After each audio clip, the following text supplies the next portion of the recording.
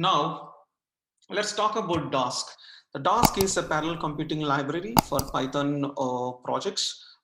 It is not just only for the data analytics, and also we can use for the parallel computing. Okay, so especially for the distributed environment where you have the multiple missions, when you want to do the computations parallelly to be executed, we can go for the Dask.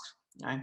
And it is very scalable beyond a single mission. Okay, if you want any framework which can do more than single mission, so Dask is preferred to use in the Python community. Okay, so second thing is Dask is also provides the extra features like job scheduling. Okay, if you want to work with the Dask, and I think the people I don't know in this group, the big data, we have something called Hadoop, right? So there is a big fight between the Hadoop and Spark generally, but Spark is a winner always when compared to the Hadoop because Spark has so many features. Okay, let's talk about this job scheduling.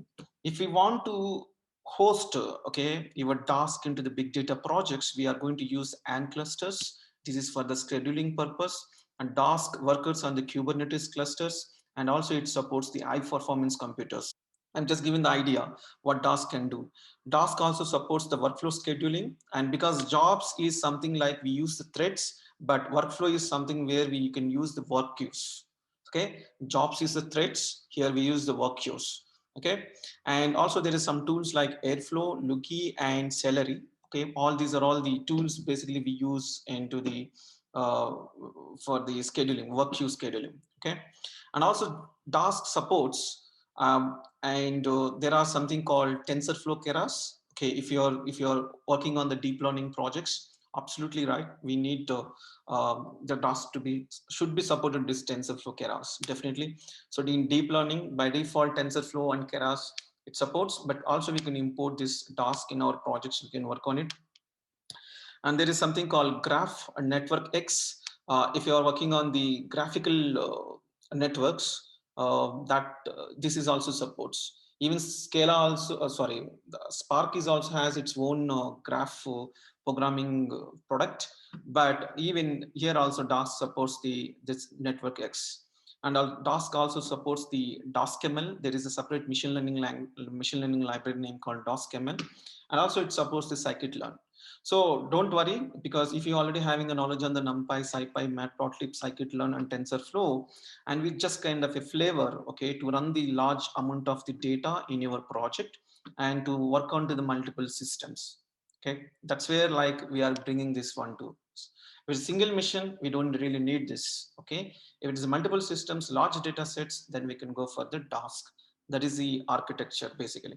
Okay, next important thing is the streaming. Okay, streaming is the big challenge, right? When you want to stream the data, okay, definitely every minute or every second you'll get the new amounts of the data, right? So when it comes to the new amounts of the data, how we can analyze that data? So Dask has its own sub library name called the streamjet, and which we can use it to streaming the data also. And next important thing is what else we can focus on the Dask.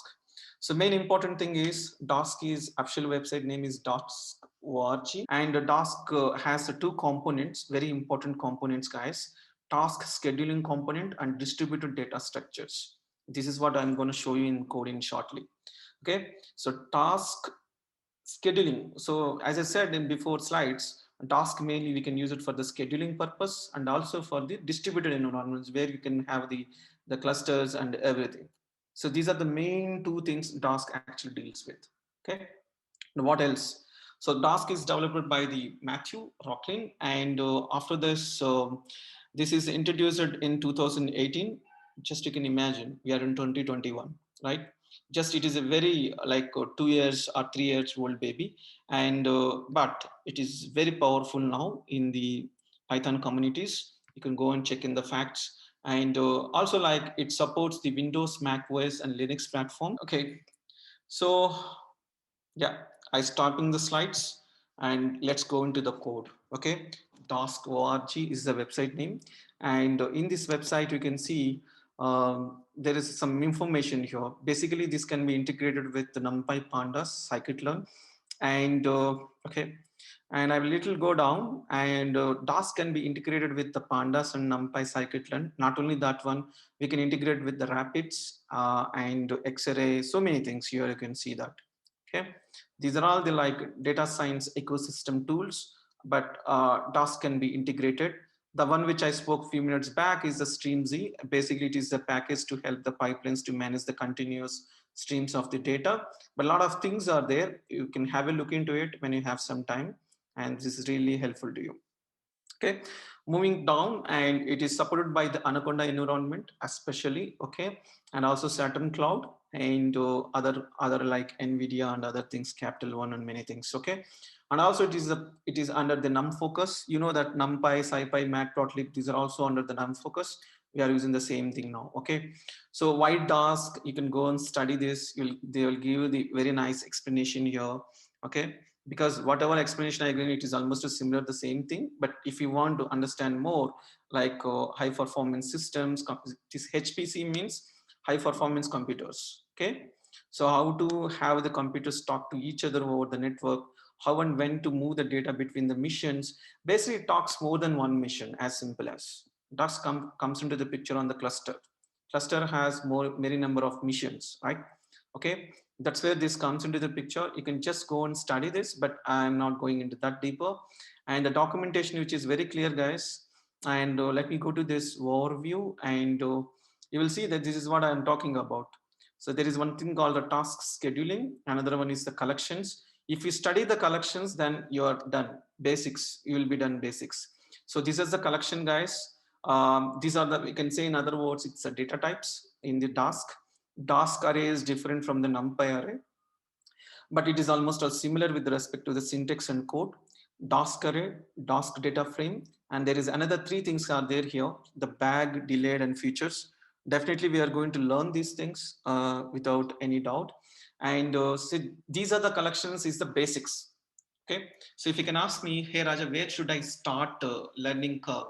So you should learn the first collections technically. Okay, technology perspective. Architecture wise, we spoke till now, but technology wise, I mean, in the sense of coding part, if you want to start, you just focus on this Dask array, Dask data frame, and Dask bag, and Dask delayed and features. But really interesting, guys. And this is the graph. We can also see the graph when you run the each and every collection, and also we can run this one onto the single mission and distributed. So it's very simple. Before going to that, you can see this import pandas PD, but in the only simple statement, you are going to change it here. The pandas as PD and DOS.data frame, but a lot of things is there, guys. Don't jump into the conclusion because I'm going to show you that. But here you can see this pandas, DOS data frame, and NumPy and Dask array, something like this. So next, coming to the point, how to set up in my local. It is not easy what you think.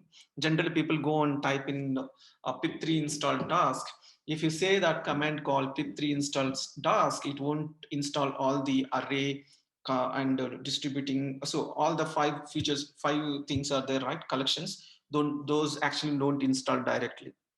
Okay, please remember. But the Dask is comes with the Anaconda platform also. We can use the command called conda install Dask. It will install. But you can see here, when you go with the pip command, you need to be a little cautious because it is not like similarly like what you think with other. Generally, we think like pip install Dask. Generally, we think, but he need to mention like this in the double quotes complete, because otherwise what will happen, right? This Dask is comes with these are the things. Basically these are the like what I can say, collections. So if you are working on only array part, you can download Python pip install Dask array. So if you say that no, I want all the collections in my local, then you can go for the Dask complete. Little different. Okay, if you want to install with the pip, of course most of the people we use the Anaconda environment only. Better we can go for the conda install Dask. So this is where like it will install, but there is some dependencies are there. So pandas numpy, if you are not installed the numpy and pandas in your system, automatically it will be installed. But yeah, but these are the dependencies, and that I can say that you can also take the source code from that repository. Okay, these are all the optional dependencies, but anyway, you don't need to worry about too much. So the Conda command will take care about this if you're working on the Anaconda environment. And last one thing I want to say here, there is a very good community, guys. Okay, I like this community, and if you can go click on the Ask for Help, and there is something called, you can see this. You can chat with the community called Gitter. Just click on the Gitter, and it will take you to that community. Already, I logged into this by using the GitHub account. You can also log in with the sign up email and all. You can go and have good conversations here. Even Stack Overflow is also there.